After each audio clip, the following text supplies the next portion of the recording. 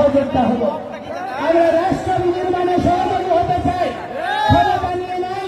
আমরা উপদেষ্টা হতে চাই না, এই সাধু সন্তেরা রাজনীতি করে না। আমরা কখনো রাজনীতি এই দ্বন্দ্বময়ী পথে বিচরণ করতে চাই না। রাজনীতি মানে হচ্ছে উত্তম নীতি, আদর্শিক নীতি, যা প্রজার জনকল্যাণের জন্য নিহিত। এইরকম মানসিকতা সম্পন্ন রাজনৈতিক দলগুলো রাজনীতিকে আমরা সমর্থন করতে চাই।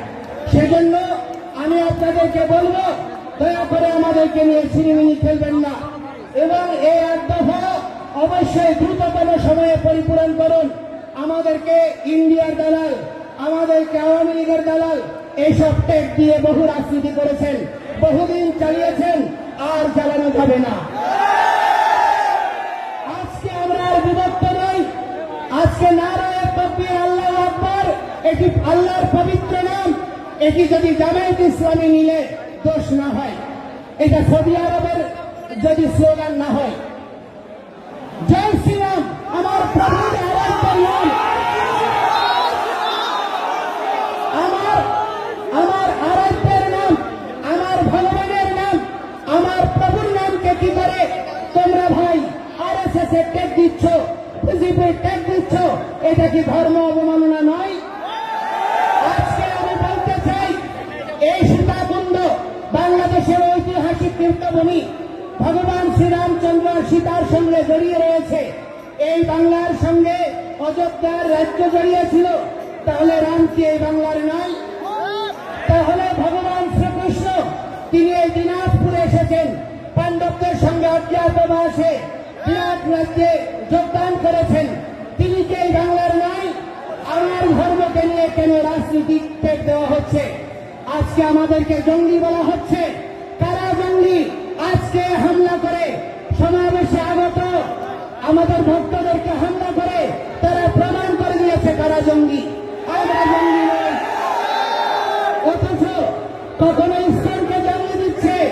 আরে ভাই, যেই দেশ জঙ্গি দমনের সারা পৃথিবীতে নেতৃত্ব দিচ্ছে, যেই দেশ এখনো তাদের সঙ্গে জঙ্গি দমনে সহায়ক চুক্তি করে আজকে তাদের সঙ্গে কাজ করছে, যদি জঙ্গি হয় সেই ইসলামের ভক্ত কি করে আমেরিকায় গোয়েন্দা বিভাগের প্রধানের দায়িত্ব নেয়? আজকে জাতিসংঘের প্রায় 90 সংস্থায় ইসলাম কিভাবে কাজ করে? আজকে রাশিয়া, চায়না এরা একটা ভিন্ন মেরু, আমেরিকা, ইউরোপ একটা ভিন্ন মেরু। দুই মেরুতে ইসলাম কি করে সমান্তরাল ভাবে নিজের ধর্ম, কৃষ্টি আর আদর্শ প্রচার করে বিশ্বনন্দিত হচ্ছে? তাহলে ইউরোপ, আমেরিকা নেই, আরবীয় দেশগুলোতে ইসলাম গঠনমূলক ভূমিকার জন্য বিশ্বনন্দিত। দালাই লামা থেকে শুরু করে আপনার নেলসন ম্যান্ডেলা ফাউন্ডেশন থেকে শুরু করে পৃথিবীর সমস্ত সাম্প্রদায়িক জনগোষ্ঠী এবং তার প্রতিনিধিত্বকারীরা আজকে ইসলামের কার্যক্রমকে প্রশংসা করছে। আর এই বাংলাদেশে তাকে জঙ্গি, সন্ত্রাসী, ধর্মান্ধ প্রতিষ্ঠা করার প্রচেষ্টা করছে। আমরা কি কোন কেউ ঘরে আগুন দিয়েছি? আমরা কি কেউ ঘরে আগুন দিয়েছি? আমরা কোন মানুষকে হত্যা করেছি? আমরা কেউ জায়গা দখল করেছি? আমাদের জায়গা, আমাদের সম্পত্তি আমরা উদ্ধার করতে গিয়ে আজকে আমাদেরকে বলিদস্যু তকমা দেওয়া হচ্ছে। বাংলাদেশ সরকার অর্পিত সম্পত্তির নামে আপনার কর করে অধিকাংশ সম্পত্তি স্থায়ী খাস করে নিয়েছে। কোন মুসলমানের কোন সম্পত্তিকে খাস করার দুঃসাহস দেখাতে পেরেছে? আজকে বাংলাদেশে অধিকাংশ শিক্ষা প্রতিষ্ঠানের জায়গার দাতা হচ্ছে হিন্দুরা, অথচ সেইখানে আজকে আমরা বঞ্চিত। আমাদের প্রার্থনা করার জায়গা নেই, পূজা করার জায়গা নেই। আজকে যেন আমরা অপরাধী, জেলখানায় যেভাবে বন্দি গ্যারাটোপের মধ্যে কয়েদিরা থাকে, ঠিক তদনুরূপ ভাবে আমাদের দেশে কারাগারের মধ্যে যেমন কয়েদি থাকে, সেইভাবে আমরা ওই পাহাড়ের গ্যারাটোপে পূজা করছি, পাহাড়ের গ্যারাটোপে জীবনযাপন করছি। এইরকম আমরা অনিশ্চিত ভবিষ্যৎ চাই না। আমরা বাংলাদেশের বৃহৎ জনগোষ্ঠীর সঙ্গে একই সাথে অবস্থান করতে চাই, একসাথে চলতে চাই, একটি আদর্শিক বাংলাদেশ নির্মাণ করতে চাই। এই প্রচেষ্টাকে দুর্বলতা মনে করবেন না। আমি আপনাদের বক্তব্য দীর্ঘায়িত করব না। আমি আপনাদেরকে বলতে চাই, সারা পৃথিবীতে আজকে সারা পৃথিবীতে আজকে দেখা যাচ্ছে যে মানুষ মানবিকতার কথা বলছে, সারা পৃথিবীতে অসাম্প্রদায়িকতার কথা বলছে, ধর্ম নিরপেক্ষতার কথা বলছে, কিন্তু অতিশয় দুর্ভাগ্যের বিষয় আমার বাংলাদেশে রাষ্ট্র ধর্ম ইসলাম করতে চায়, একটা ধর্মীয় রাষ্ট্র বানাতে চায়, কিন্তু অন্য দেশে আপনার কি করতে চায়, ধর্ম নিরপেক্ষ রাষ্ট্র চায়। এইরকম বিচারিতা আমরা সহ্য করতে পারি না। রাষ্ট্রের 4টা মূলনীতি অক্ষুণ্ণ রেখে আমাদের সহাবস্থান সুনিশ্চিত করে যদি আপনারা এগিয়ে না যান, তাহলে এই রাষ্ট্র বিভক্ত হতেই থাকবে। আমি অনুরোধ করব, বাংলাদেশের স্বাধীনতার সময় থেকে এবং স্বাধীনতার পূর্ববর্তী হোসেন শহীদ সোহরাওয়ার্দী, মাওলানা ভাসানী, শেরেবাংলাকে ফজলুল হক, শেখ মুজিবুর রহমান, জিয়াউর রহমান থেকে শুরু করে সমস্ত ইতিহাস বীরদেরকে যথাযোগ্য মর্যাদা প্রদান করে একটি সংঘবদ্ধ এবং সুশৃঙ্খলায়িত ইতিহাসের দ্বারা একটা জাতি রাষ্ট্র বিনির্মাণ আবশ্যক। এই বিষয়ে আপনাদের সকলকে ভূমিকা রাখতে হবে। আজকে মিডিয়ার এখানে সকলের উপস্থিতি আমাদেরকে অনুপ্রাণিত করছে, এই জন্য আপনাদেরকে ধন্যবাদ জানাই। কিন্তু যে সমস্ত হলুদ মিডিয়া আমাদেরকে দলীয় ত্যাগ দেওয়ার জন্য, আমাদের আন্দোলনকে ভিন্ন কাজে প্রবাহিত করার জন্য দৃঢ় প্রচেষ্টা করছেন, তাদেরকে আমরা বলতে চাই, ক্ষমতা চিরস্থায়ী নয়, ক্ষমতার পথ পরিবর্তন হবে। সেই সময় আপনাদের এই সুযোগ, এই প্রচেষ্টায় আপনার জীবনের কাল হবে।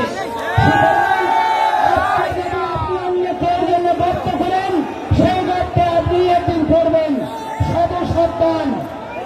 সাবধান। সুতরাং ঐক্যবদ্ধ হন, বিভক্ত নই। আমরা আর বিভক্ত হব না, ঐক্যবদ্ধভাবে এগিয়ে চলব।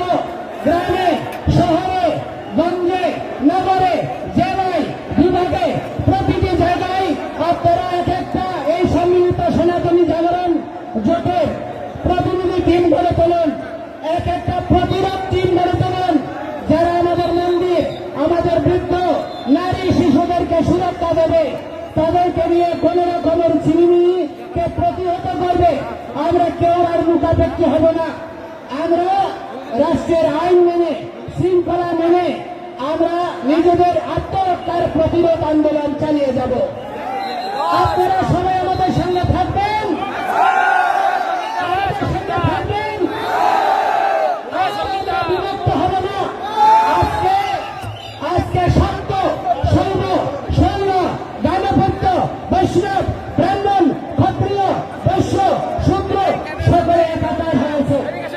আমি কৃতজ্ঞতা জানাতে চাই আমাদের ক্ষত্রিয় সমাজের সাধারণ সম্পাদক নৃপেন্দ্রনাথ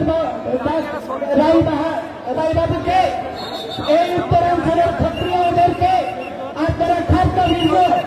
ক্ষত্রিয়রা রাষ্ট্র শাসন করেছে, ক্ষত্রিয়রা পৃথিবীকে ভগবান শ্রীকৃষ্ণ শ্রীরামের মতো আরাধ্যকে জন্ম দিয়েছে। আপনারা দুর্বল হবেন না, ঐক্যবদ্ধভাবে অবিভক্ত একটি সমাজের দ্বারা প্রতিরোধ আন্দোলন গড়ে তুলুন। আমরা যেখানে সমাবেশ হবে সকলে যোগদান করুন এবং সুশৃঙ্খলায়িতভাবে আমাদের এই চলমান আন্দোলনকে বজায় রাখুন। আপনারা প্রত্যেকে যার যা সামর্থ্য আছে, অর্থ আছে, তা দিয়ে এই আন্দোলনকে সহযোগিতা করুন।